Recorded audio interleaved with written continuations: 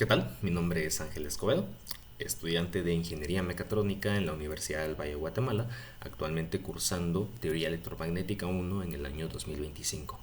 El motivo del presente video es mostrar mi resolución del segundo parcial del curso mismo y a su vez mostrar mis errores como mis aciertos. Con ello también se busca mostrar la solución correcta de los errores cometidos y con ello también obtener un aprendizaje detrás, que es lo más esencial. De esta manera se muestra el examen escaneado, la primera página de manera única, puesto que afortunadamente esta es la que tiene el mayor error. Pero bueno, los demás errores fueron o bien por puntos, o bien por signos, o por errores puntuales como el que se va a mostrar en el primer ejercicio, que va a ser explicado, aunque de manera breve, porque afortunadamente el error fue menor. ¿Y cuál fue el error cometido? Que aquí, como se circula, se tiene un exponente de 1.5 y en el parcial original lo establecí de 0.5. A ello se deben los 5 puntos menos. Pero bueno, vamos a explicar, como digo, brevemente la resolución, que vale la pena, es muy didáctico. En primera instancia se nos pide encontrar el campo eléctrico en dos regiones. Llámese que es una función por partes. Una función vectorial por partes, puesto que el campo es vectorial. Finalmente, la diferencia de potencial en el origen. Con esto dado, pues vamos a pasar con la corrección. En primera instancia, pues nosotros podemos utilizar la ley de Gauss. ¿Qué nos dice la ley de Gauss? Que la densidad de flujo multiplicada o integrada sobre un área cerrada es igual a la carga encerrada del área precisamente que estamos utilizando. Por lo mismo, utilizamos una superficie esférica. ¿Y por qué esférica? Porque se nos da una distribución de carga esférica, lo cual aporta mucho para la facilidad de resolución de este problema, aunque no en tiempo, sino más bien en concepto. Por dicha geometría, nosotros podemos establecer que esta integral de superficie en el campo es constante y únicamente tiene una dirección radial. Esto es precisamente por la geometría del problema. A su vez, también sabemos que la carga encerrada es como integrar nuestra distribución de carga respecto de la distancia, que es respecto de precisamente lo que depende. Con ello, nosotros, dado un álgebra restante, podemos encontrar el campo afuera, que sabemos que depende del inverso del cuadrado de la distancia a la cual se encuentre el punto donde queremos encontrar el campo. Pues luego nosotros podemos hacer lo mismo pero adentro de la distribución y vemos que ahora la relación no es inversamente sino es directamente proporcional a la distancia. Finalmente, para encontrar el potencial en el origen, nosotros pues podemos tratar al potencial como una integral de línea, que es lo que se realizaría como un trabajo. Sabemos que el potencial es como el trabajo del campo sin la afección de la carga en desplazamiento. Dicho desplazamiento, como se menciona, es pues algo intuitivo únicamente de mencionar. Sabemos que el campo se ejerce de cierto signo y si nuestra trayectoria tiene cierto signo también, pues nuestro trabajo va a ser positivo, por lo cual nuestra diferencia de potencial, como se lo podría llamar en este caso es potencial eléctrico, también sería positiva.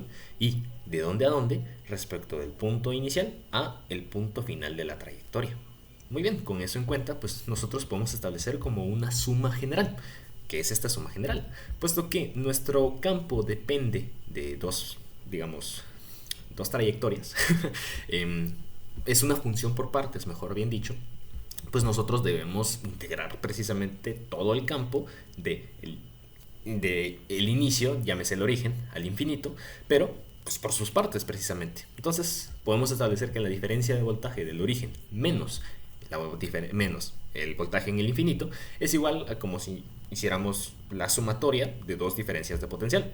La diferencia potencial del origen respecto de el final de la distribución de carga y la diferencia potencial respecto de la distribución de carga menos la del origen, que es como se establece acá. Pues sabemos aquí que se cancela de esta manera, ¿no? Es como voltaje del origen menos voltaje A, más voltaje A se cancela, menos el voltaje del origen, que es lo que se establece acá. Entonces es una suma de integrales que finalmente dan la respuesta correcta. El segundo problema es en el cual se dio el peor error fatídico bajo un supuesto inasequible e infundamentado. ¿Qué es lo que nos pide el segundo problema?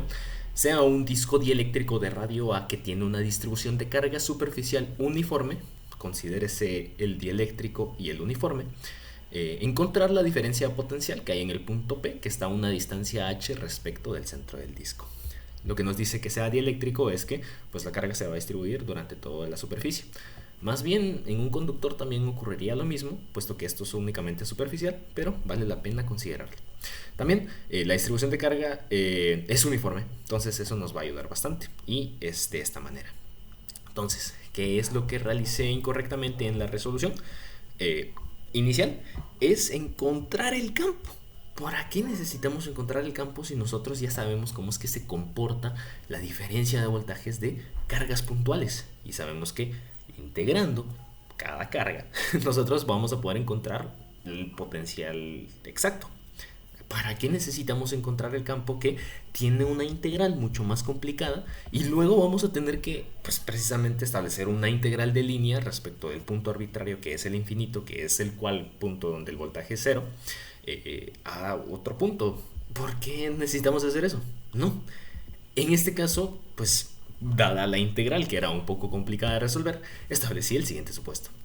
Si el punto P es tal, llámese el punto de nosotros donde queremos evaluar el voltaje, si el punto P está lo suficientemente cerca del disco, podemos establecer que el campo es constante, es decir, que únicamente se desplaza en esta dirección.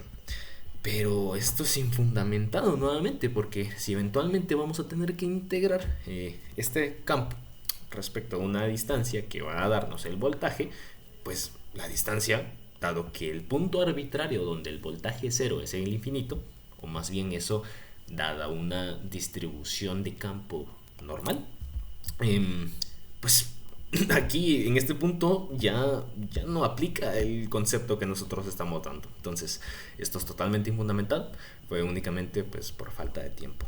Pero bueno, dando la resolución correcta, pues sabemos que así como la sumatoria de campo el campo en un punto es como la sumatoria de cada campo que ejerce cada partícula en una distribución de carga, es una suma vectorial.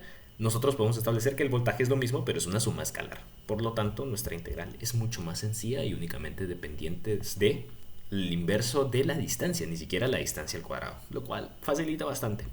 En este caso, nosotros sabemos que nuestra carga pues, es uniforme, se distribuye de manera uniforme, por lo cual un diferencial de carga sería aquel en el cual se multiplique una distribución superficial por el área misma, que en este caso sabemos cuál es la distribución superficial y también sabemos cómo es que varía este diferencial de área. Únicamente depende de R.